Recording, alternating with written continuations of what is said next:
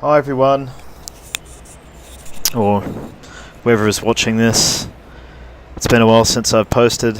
Um, Had a bit of personal sort of stuff come up, um, but I just wanted to post this quick video on just a couple of things, just a few tips on moving to Asia, what to expect,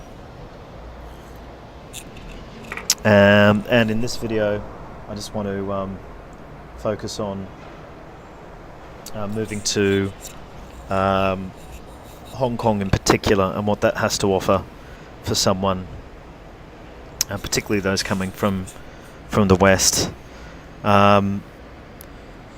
So, what does Hong Kong represent? It represents a good halfway house between East and West. A lot of people, well, the advertisement of Hong Kong is that it's Asia's world city. Well, I think that's a bit of a misnomer. I don't think that's true. I don't think Hong Kong is necessarily any sort of world city. It's very much a Chinese city. 95% of the population is Chinese. That's just the way that it is, and that's a mixture of people from obviously Hong Kong born and bred, but obviously many of those are just a few generations old themselves, having been migrants from mainland China, or even refugees as such, from a different era when China was not what it is today, and also in more recent times you have very wealthy kids and professionals coming from China to work in Hong Kong. And so Hong Kong, as I said, is predominantly Chinese, and then you have some different minority groups, such as Nepali, or Nepalese, who are the descendants largely of soldiers that the British brought here, that kept or patrolled the borders with mainland China. And then you've got other groups, Pakistanis, Indians, even communities of Portuguese from a long, long time ago. Of course, there's Macau, which is a larger Portuguese population, being a former Portuguese colony. And then you've obviously got multitudes of other ethnicities. You also have about I think it's a quarter of a million Indonesians and domestic and Filipinos working as domestic helpers here in Hong Kong, and also in terms of Filipinos, those working in mainly surface industries, but then you also have other them working in other professions as well, and then pretty much everything else. There's a lot of Europeans out here, obviously quite a lot of Brits, being the former British colony, and British colonial, Commonwealth country people as well, so Canadians, Australians, New Zealanders, South Africans. We all share a common heritage and a common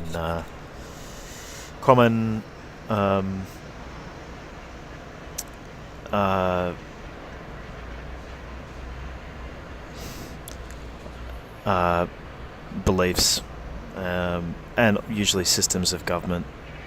So the legal systems are all pretty similar, accounting systems. So Hong Kong still is different from mainland China. Okay, other things about Hong Kong, it's part of China, but it's a special administrative region. What does that mean? That means when the British handed it over in 1997, there was a deal struck that all the laws and system of government would remain the same for 50 years. All the rights as well would remain untouched. We're close to halfway through that now. unbelievably, I can't believe we're that far into it, but we are. I came here when the handover had already occurred, but it was early days. It's definitely changed since then, but it's still a good place to come for work. Other good things, the taxation here is low. It's about 17%. Maximum, it's a scaled taxation depending on what you earn, but it maxes out at 17%.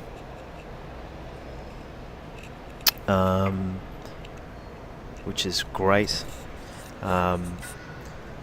Yeah, it's an expensive city, however. Rentals are really expensive. Even for a studio apartment, you're looking at, 1,500 a month or 2,000 a month for bare minimum, studio apartment. And when I say that, a lot of people will probably criticise it. Rents here do differ, obviously, depending on where they are. I'm talking more about Hong Kong Island or Kowloon, which is close. But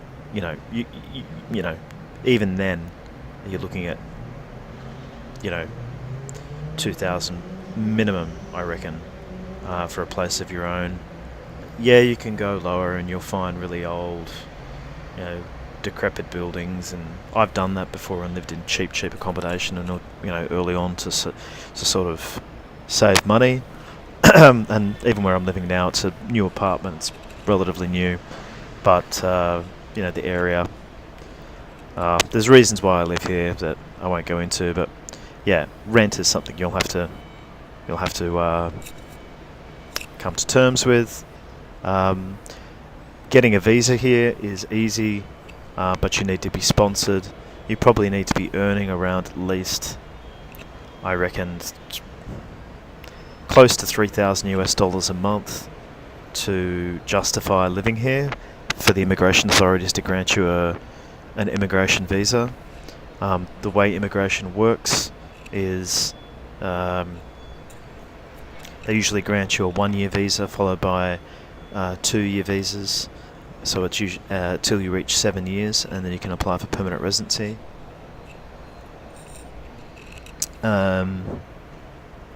So it's like 1 and then 2, 2 and 2, and you can keep your permanent residency so long as you don't leave Hong Kong for a period of longer than 3 years. So it's definitely worth having. I have permanent residency here in Hong Kong, and I intend to keep it for life. I could apply for citizenship, but that would also create other difficulties and issues that I won't go into on this video. What else? I mean, what are the kinds of professions you could look to move to Hong Kong on? Anything that's niche or a specialty is good.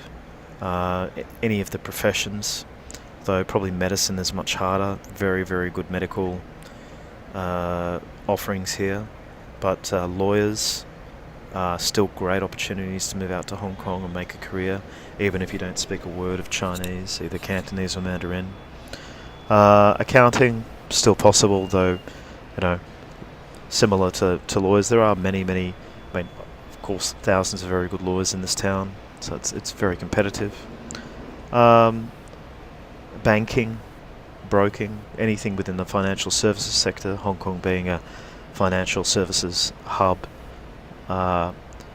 still within China and the region. It's a headquarters for many financial institutions. Teaching here is a huge thing. International schools are very sought after by local people. As a teacher, you'd be making really good money, anywhere from, I reckon, the 3,000 mark up to really the sky's the limit. Some of the best teachers are on 10,000 plus a month. Yeah, good money. So, and I'm talking US dollars. So all of those things are possible. I'll be putting more videos up about moving out to Asia. But these are just some quick points, and I wanted to keep this video short to about 10 minutes. If there's things I've not addressed, please address them in the comments.